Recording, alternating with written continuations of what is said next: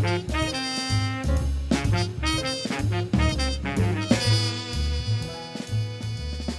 is a program about arranging. And to that end, I would like to play a film clip from 1966 of Charles's eviction from his loft on Great Jones Street and his relationship with his little daughter, Keki. And he plays this.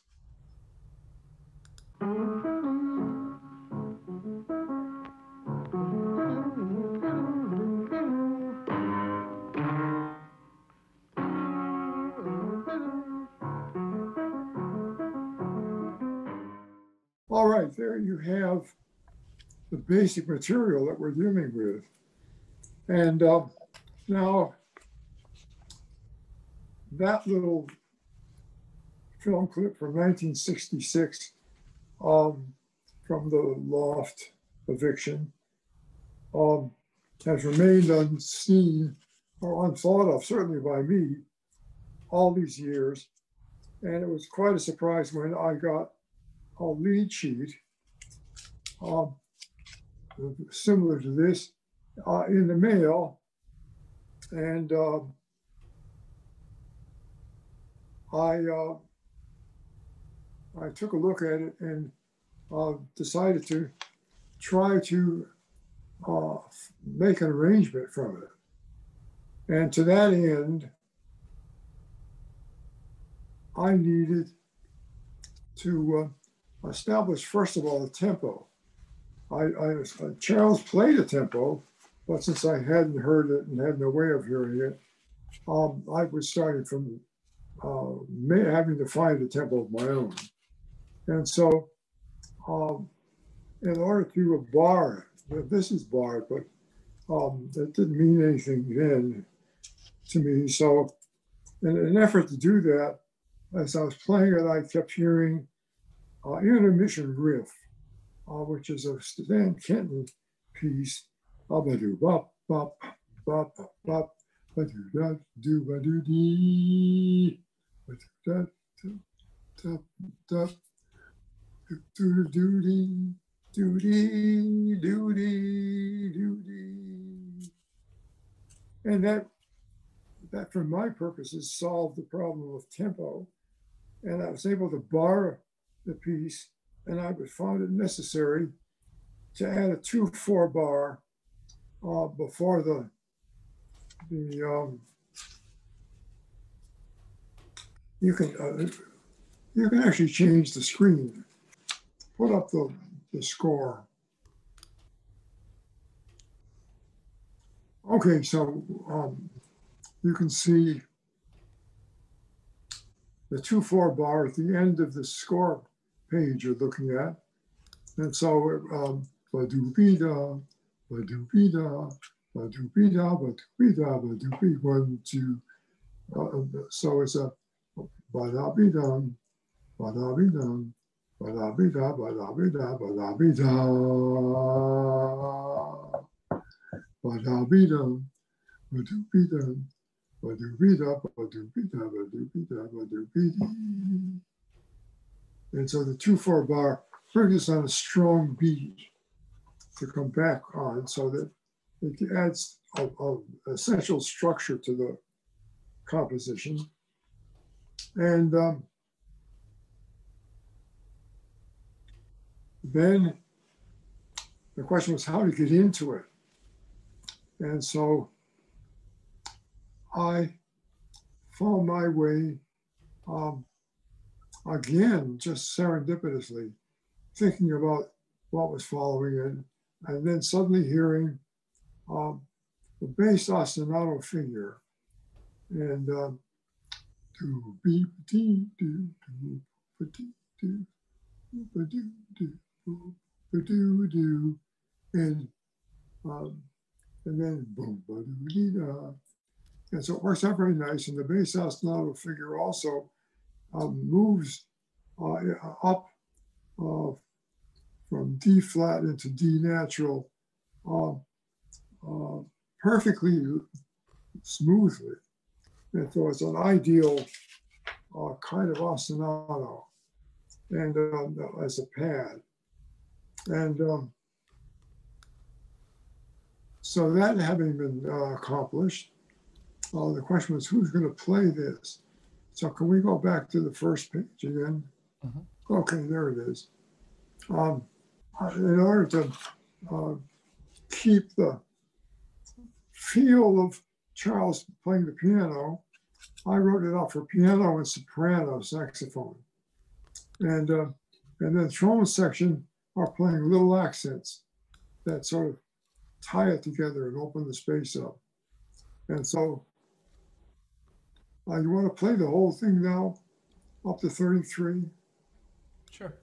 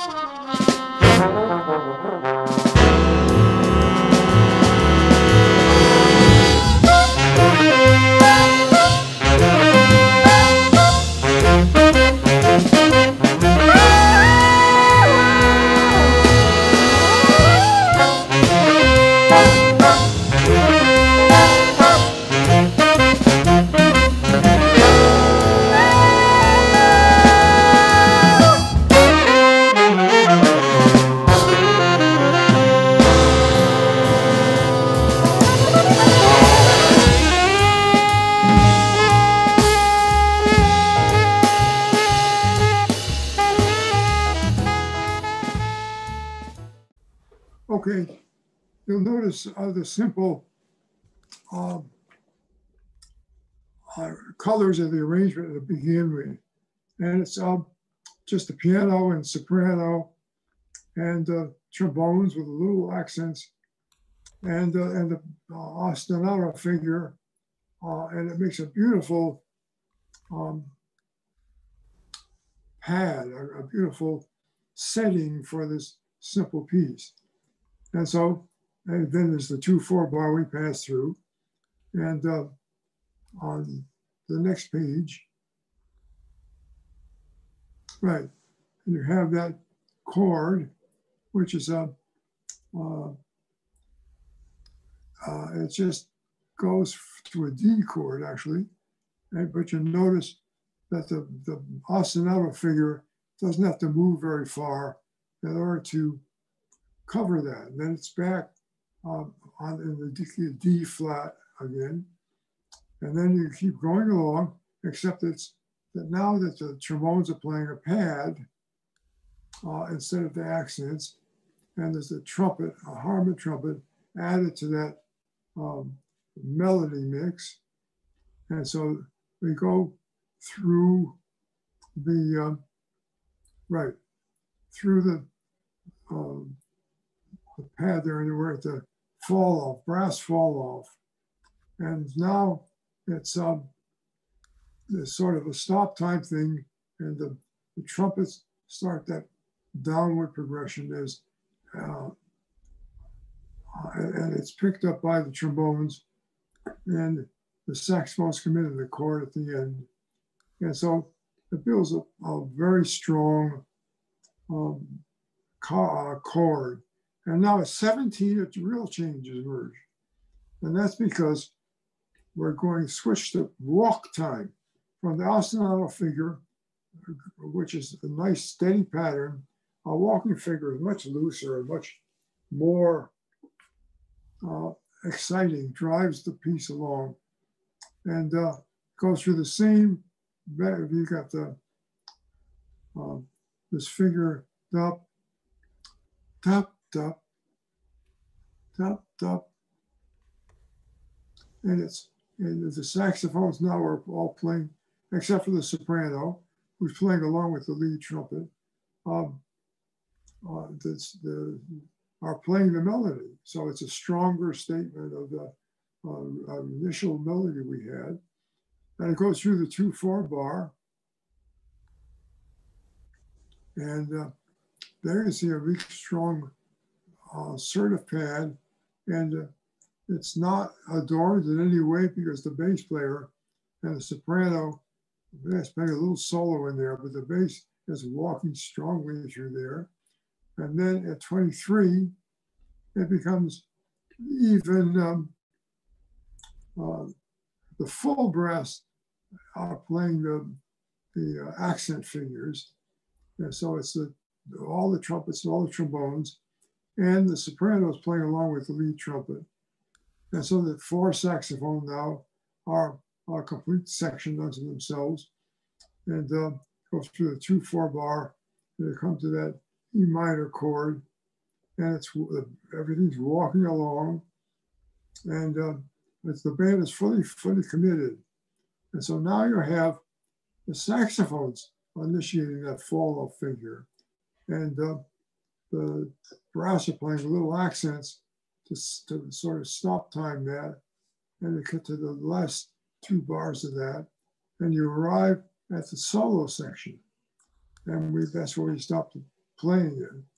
And if you're looking at your screen right now, which you probably are, take note of that little figure in the trombones, unison figure, because that's going to keep developing as the chart goes along.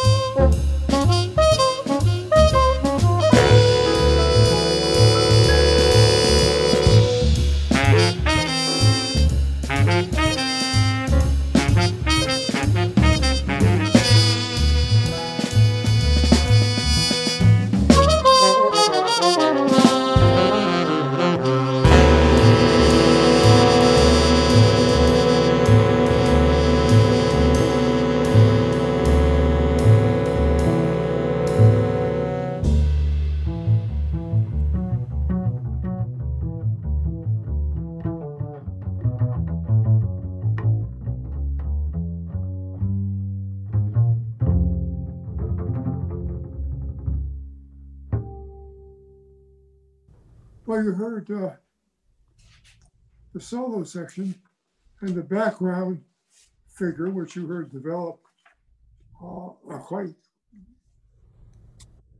it becomes a very important figure, and in fact, it takes over the piece after a while. And so it just follows the shape of the tune.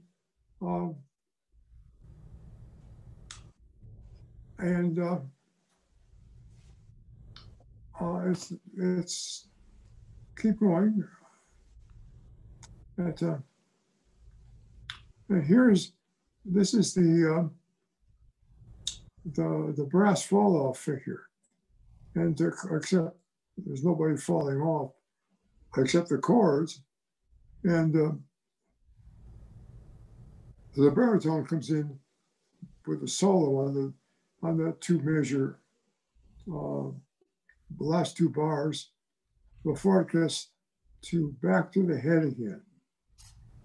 And so now we're back at this, a very interesting first variation, because that piece, the background piece comes back, it looks like it's fully scored, but it's actually, in order to keep it transparent more or less, or translucent, I used the trumpets in 1 octave, and then the trombones are playing a 10th below that. So you have this moving figure in 10ths, and then it doesn't interfere with the saxophones coming and playing the head again. And so but it builds up the density of that background figure as it develops. And you can keep going on. And right, and there's the repeat of it. And now the brass, that background figure is far more fully fleshed out harmonically. So it's a full ensemble now. And in fact, the soprano's doubling the lead trumpet, and the baritone is just playing the accents, and goes to the 2/4 bar to that sustained D chord, and meantime it's winding down into the brass fall off figure. And finally you get to a full orchestration. Everybody is in a full ensemble mode, except the baritone, who's still playing that little head to lead him into the solo he can be playing. But everybody else is banging it out with full power. And the baritone is reminding us where it's coming from. And then it goes on through that, and the baritone is playing a solo, and he plays, it repeats even with more density, and the trombone, the baritone is still playing the melody in there against all that other stuff. And finally, he gets a solo again at that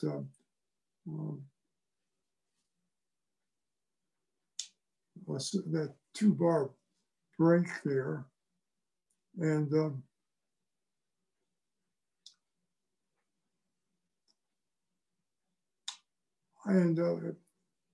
is playing a solo there through the end of that section. And at the end of that, at 81, the bass ostinato, to bring it back down, reduced the to where it started, and reduced some of the momentum it had as it winds down. The bass ostinato figure returns, and it's just a little pad on the 3rd and 4th bars that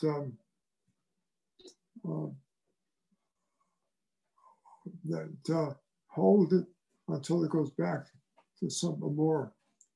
Can we go ahead? Yeah. And so now we have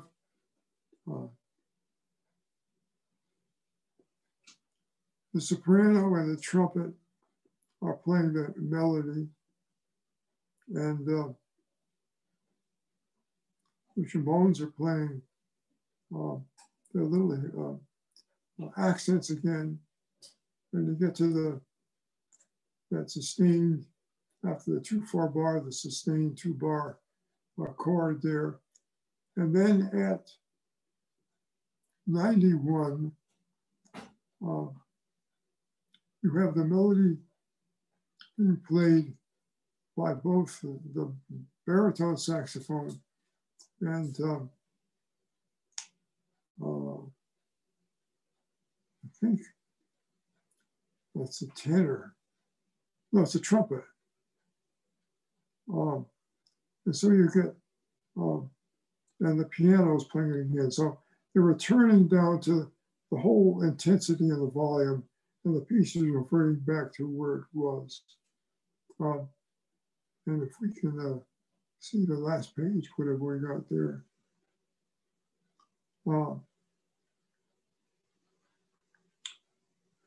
And you have the baritone still playing the melody along with the trumpet. And finally, at 93, there's the fall off section. And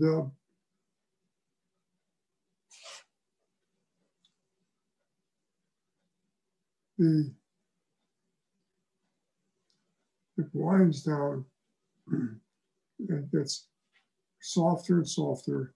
And finally, it just is back, not to an ostinato figure from the bass, but to a quiet little solo and the last chord, the last note. So anyway, the piece opens and closes like a flower.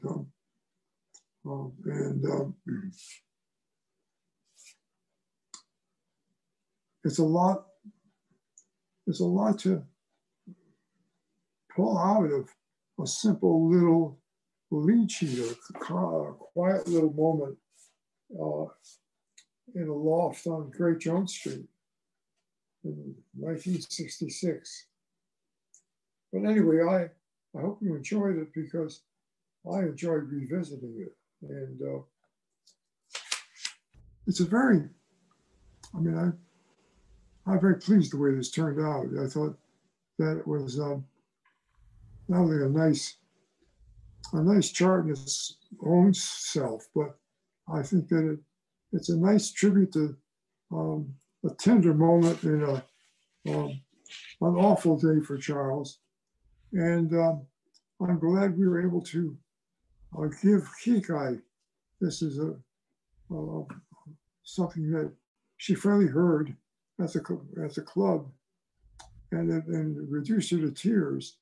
It was, I don't know if she remembered what he played, but the fact that it became this chart, which is something concrete and something that she could understand, and she broke into tears.